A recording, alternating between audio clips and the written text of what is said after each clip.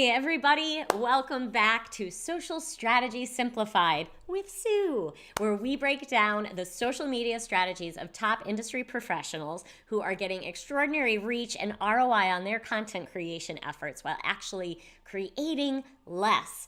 So I'm going to demonstrate what I mean by that by going through the hub and spoke content framework so that you can see how you can implement these same solutions. Now, I'm demonstrating different people each week, different business owners. So if you are not in the same business as the person being featured, do not worry, because first of all, these strategies and best practices are universal and can be applied to any business.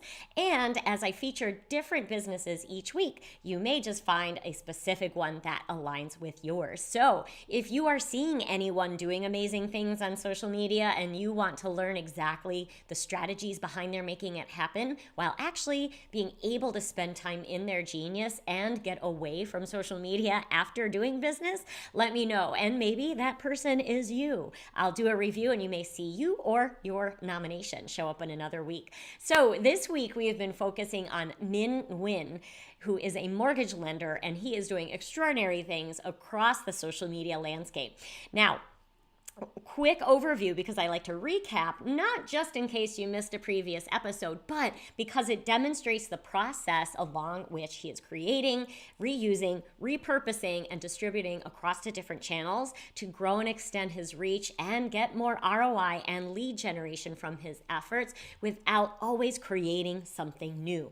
So what we began with was showing you the unique differentiation of Minh based on what he does, right? So a lot of people in regulated professional services specifically have a template that is provided through their marketing structure where everybody's website looks the same.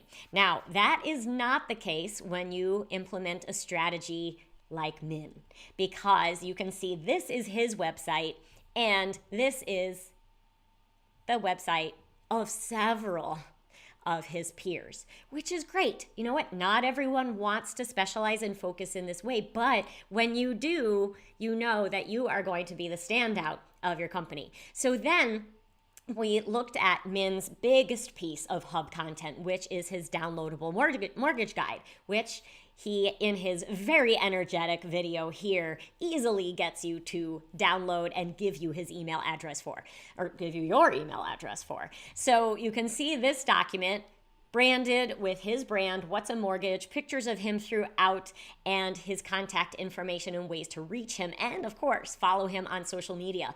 This is a 61-page document, which I always say, don't get overwhelmed, because it's a one-time creation that sure may need to get updated as certain regulations and things change, but you create a structure to keep track of those things. It may be a once-a-year update, but once you create this primary hub, you have a content calendar and a strategy already laid out for you that from which you can pull pieces and create other items to share across social media. So one great way that he does that, which we discussed on Tuesday, is his YouTube channel, where he features how he goes live on Facebook and YouTube and then on Instagram on Tuesdays.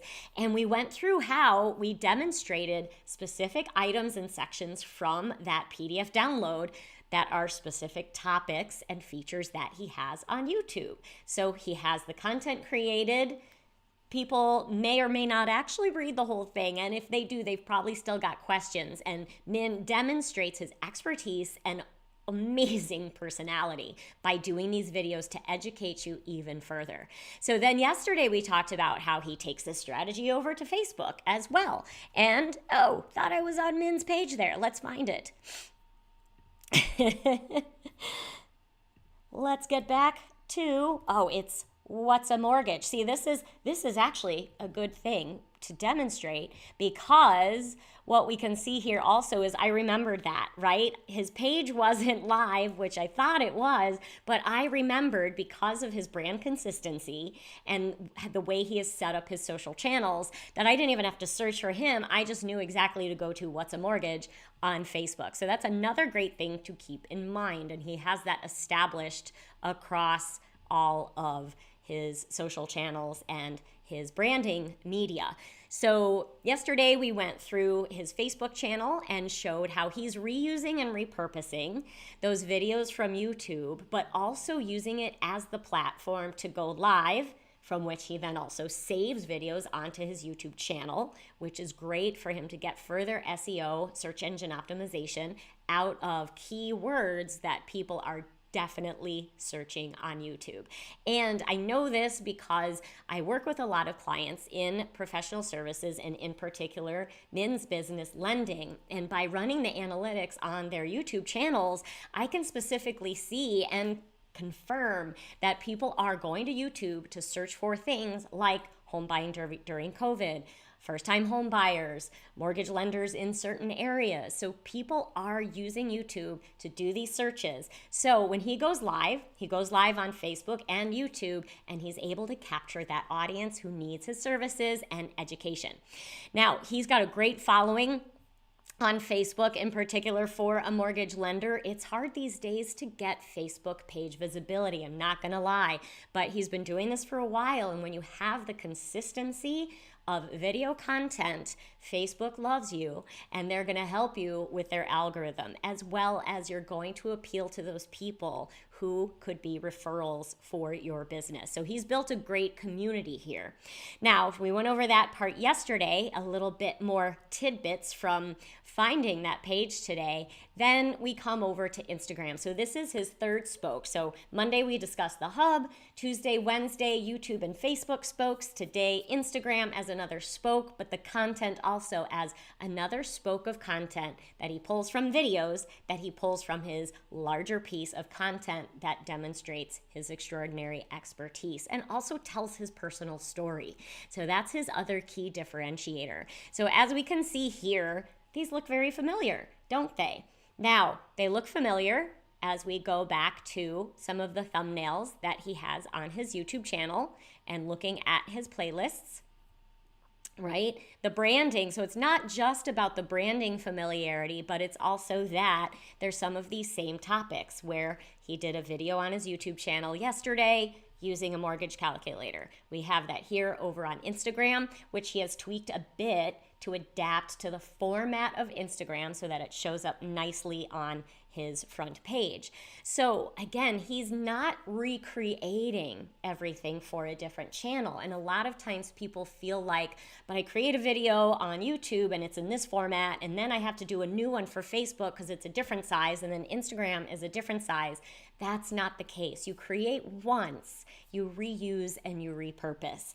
With so many of the video editing tools are so simple, tools that you can put on your phone like InShot, tools that you can use on your laptop like Wondershare, iMovie, all kinds of tools that allow you to quickly edit, clip, and resize your videos specific for the social media channels that you're looking to redistribute across. So once you set up this process, you've practiced it a few times, it can actually become easy and fun, and you can tackle more channels over time as you get really good at your process and as you get more comfortable in being on film, engaging with your audience, and establishing yourself across different social media channels. So we can see that replication happening here on Minh's Instagram channel, and that reuse is great because he likely has a different audience here than he does on some of those other social channels. So it's a great way that even if he doesn't spend a ton